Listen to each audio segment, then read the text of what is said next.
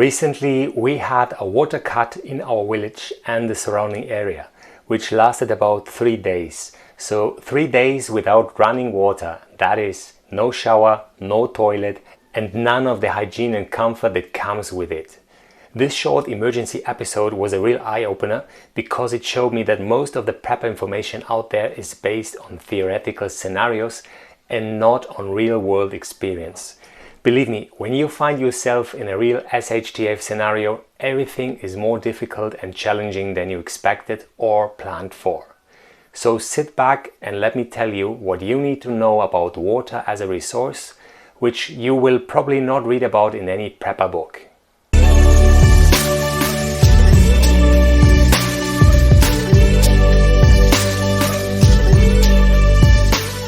So this recent water cut affected several villages and cities in our area, and to me it was a real study of how fast and intense an shtf scenario can unfold. In a way, water is way more important than electricity for humans because we need it for drinking, washing, bathing, cleaning, and also the gastronomy and food sector. In prepper circles, they focus often solely on drinking water, but you won't believe how much additional non-drinkable water you need for other purposes on a daily basis. So I had a few bottles of rainwater stored away on our public roof terrace, and when I went upstairs to grab it, half of them were gone and probably taken by one of my neighbors. Although later during the day, the local administration provided each village with water from tanks, which you could just grab from a collection point on the street, it took a lot of time and work to carry the amount needed for an entire family. In order to give you the most value from my recent water crisis, I will list all the challenges and problems I encountered and also give you some ideas on how I would prevent them the next time around, if possible. The first realization I had was that sourcing, transporting and preparing water takes a lot of time and resources, such as work, manpower, petrol for your car and so on. Thus, ideally, you have a source of water close by. This can be a tank, a fountain, a river, a lake, a pond, a swimming pool, the ocean, at least for bathing, or water stored away in containers. I remember seeing a guy on a prepper documentary show who was ex-military, of course, and he had 3 sources of water on his land, which is ideal.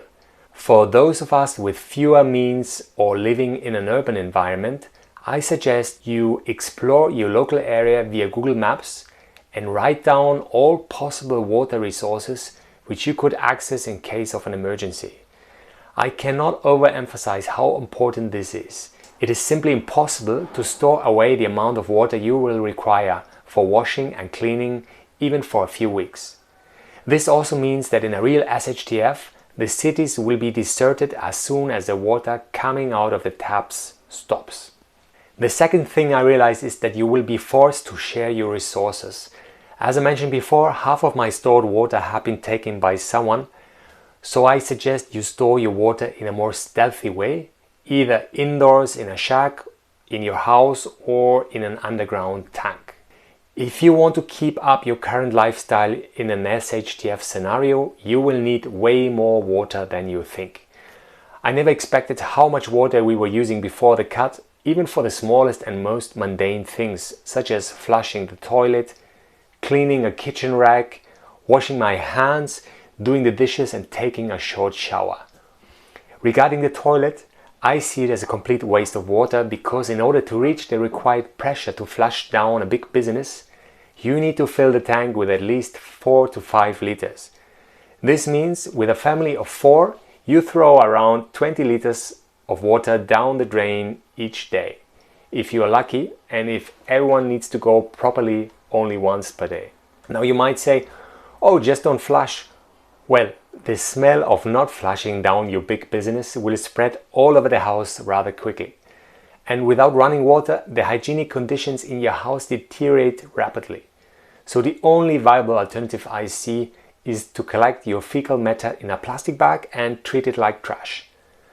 For the long term, it would be definitely worth to have a camping or a compost toilet outside. Let me show you what I use to do the dishes.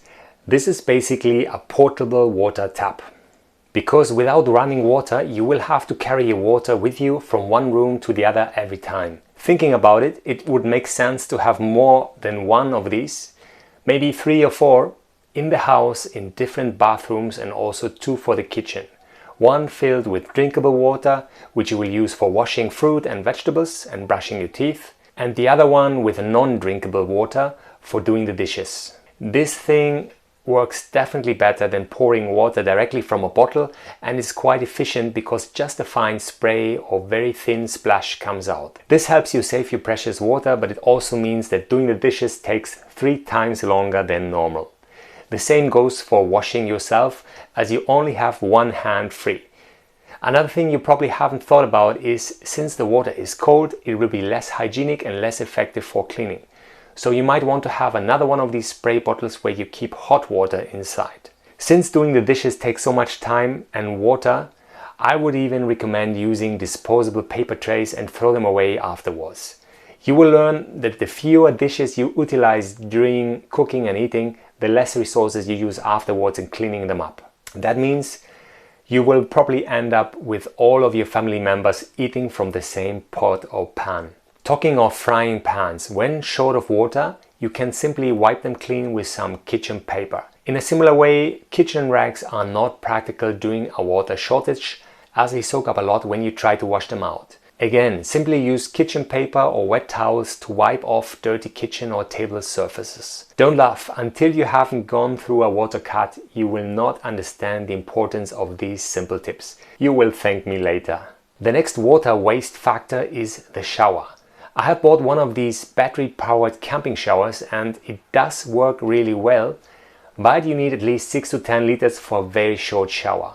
I mean like 90 seconds maximum. And remember, you have to heat and mix the water to the right temperature, so it does take some extra time and preparation. For a long-term scenario where you don't have your own water source, this wouldn't be feasible, so I would probably prefer to bath in the ocean, a lake or a river, to get my shower substitute. Realization number 4. Hygienic conditions drop drastically.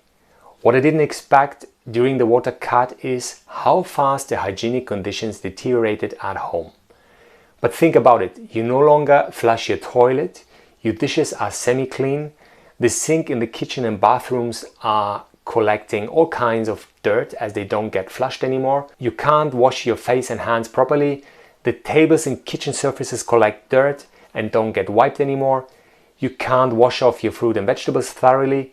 You constantly refill and mix water with dirty hands. Without running water, it becomes quite a challenge to just keep things basic level clean. What I would prepare better for the future is to have more hand disinfectant at hand, ideally in every room, or even use something as simple as cleaning vinegar to disinfect surfaces quickly. Here you have it. These were my main insights from a short 3-day water cut. I definitely learned a lot from it and hope you found some of the tips useful. I suggest you challenge yourself, turn off the main water pipe to your house for 3 days and find out if and how you will deal with using your current resources. Maybe it will also be an eye-opener to you. Let me know the difficulties and solutions you came up with as a result.